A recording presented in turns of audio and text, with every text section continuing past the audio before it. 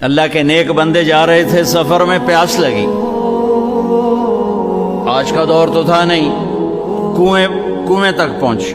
نیچے دیکھا تو پانی بہت نیچے، تو انہوں نے اپنی پگڑی اتاری اور جوتے کو اس کے ساتھ باندھا اور نیچے لٹکایا، تو پانی تک جوتا پہنچ نہیں سکا، تو پریشان ہو کے بیٹھ گئے، اب کیا کروں؟ اتنے میں ایک ہرن دوڑتا ہوا آیا، اس نے آ کر نیچے دیکھا پانی، تو ہرن تو وہاں جا نہیں سکتا، تو اس نے یوں اوپر دیکھا،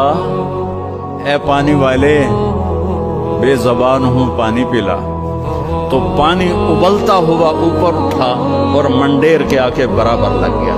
ہرن نے پانی پیا، ہرن کی طفیل اس انسان نے پیا، ہرن پیچھے مڑا، پانی نیچے گیا،